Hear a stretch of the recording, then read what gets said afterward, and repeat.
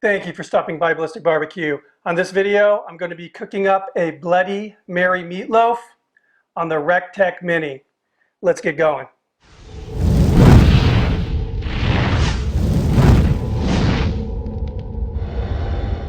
I know many of you have heard of the Ballast Brewery, my favorite brewery located right here in San Diego, and they are kicking some major butt out there when it comes to awards and critical acclaim.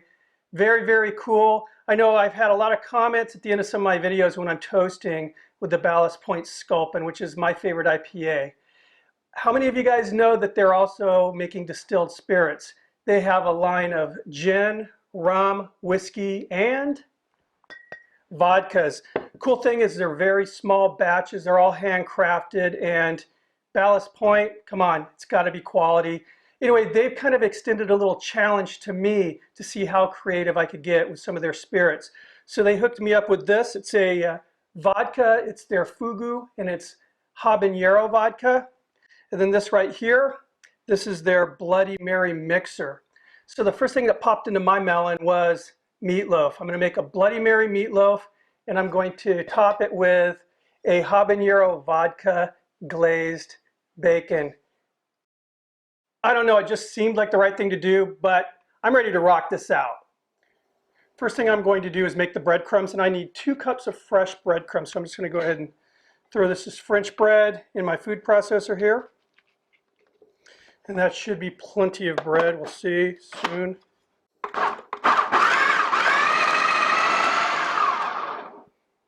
All right, that looks really good. So like I said, I'm going to measure out 2 cups of these breadcrumbs.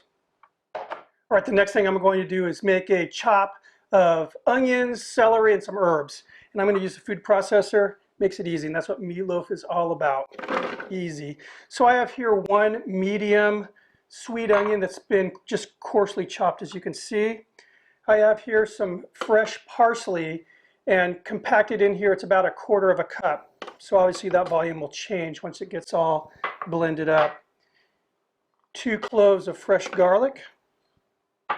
I have here about 1/2 long stem of fresh rosemary, and I just pulled the leaves off. 4 leaves of fresh sage, and this is very strong, so no more than 4. And I have here 1 stalk of celery that I just chopped up, and I left the leaves on and everything. And I have here 1 tablespoon of dried oregano, mainly because I didn't have any fresh oregano. So we want to get this nice and chopped, but we don't want a puree or anything.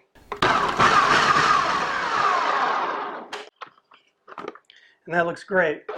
Let's get to make some meatloaf now.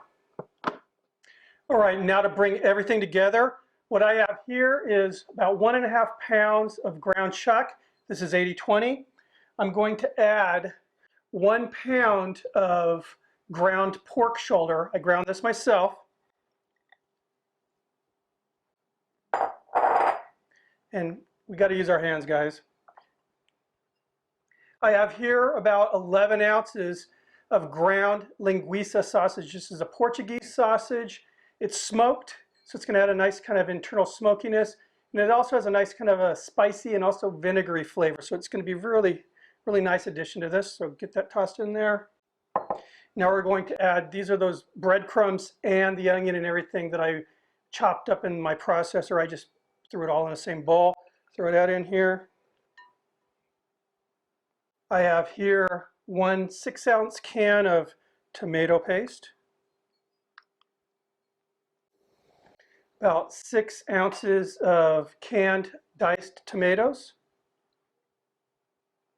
1 tablespoon Dijon mustard.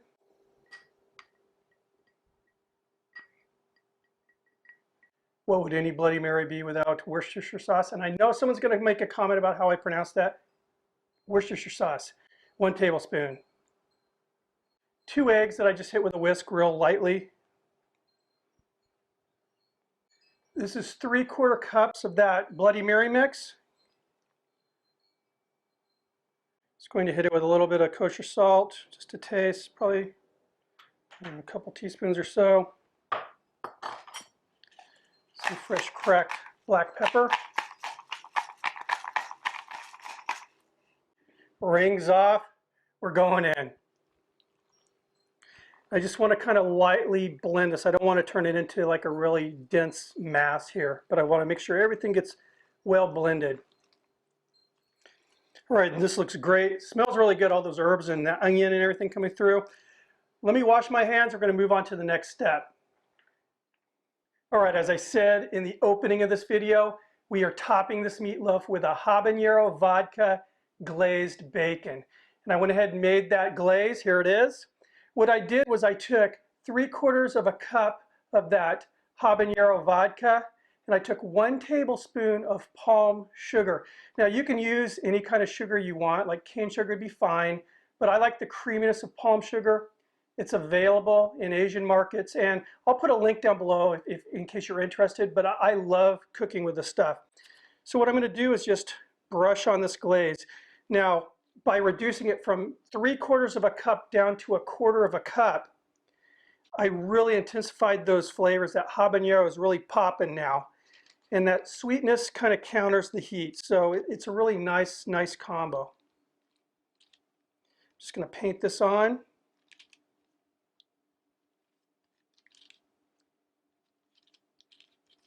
And I'm going to do both sides. All right, that's looking good. I'm going to set the bacon off to the side. We're going to make the actual loaf now. So I'm just going to dump this onto this parchment paper that I have on my cutting block here. We're just going to form a loaf. Pretty darn big loaf too, if I say so myself here. That's good. Looks good. Now what is meatloaf without some kind of coating like, a baked on ketchup or a barbecue sauce?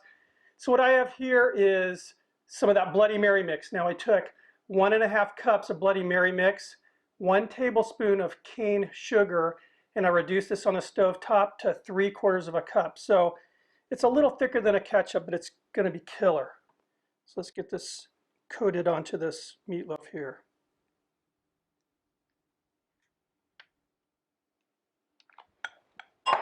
All right, looks good. One last thing is that beautiful glazed bacon.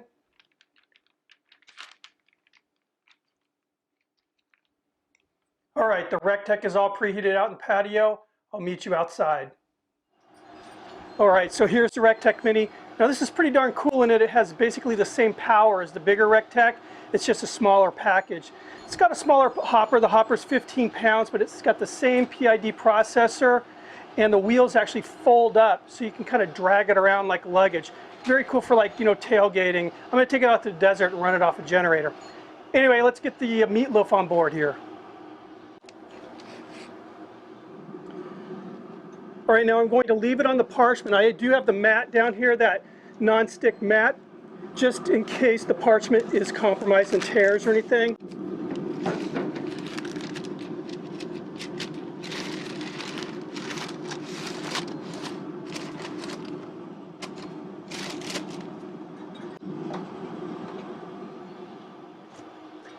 All right, so we're running 375, and I'm guessing 45 minutes to an hour will be done. I want an internal temp of, say, 160, 165. So see you in a bit. All right, so it's been just under an hour, and the meatloaf is done. And I have to tell you, it smells amazing. My wife could actually smell it out in the front yard, which is a bonus. Anyway, what I'm going to do now is pull this from the grill. I'll take it inside, let it rest a little bit, then we'll get it cut up and give it a try. So, see you inside the house. All right, guys, and here we are, my favorite part. This thing smells absolutely amazing. Beautiful, beautiful, just nice and juicy. I'm gonna get this bacon in here.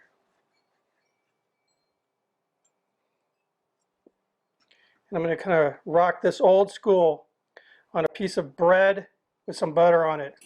You know what? It's meatloaf.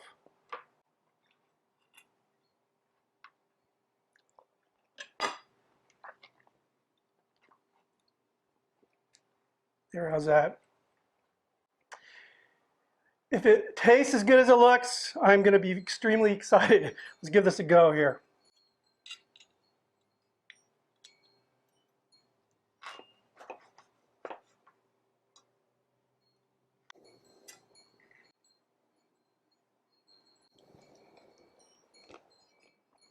try this bacon. Wow, bacon is really good. I mean, the meatloaf is insane, but you can definitely taste that habanero, but it's not like a killer heat. It's just really good. And this Bloody Mary mix, great meatloaf mix. Anyway, guys, appreciate you stopping by. I'm gonna try out actually a Bloody Mary here. And please keep those suggestions coming. Ballast Point, cheers. Rec Tec, thank you guys. I'll see you in the next video. Wow, good stuff. Take care.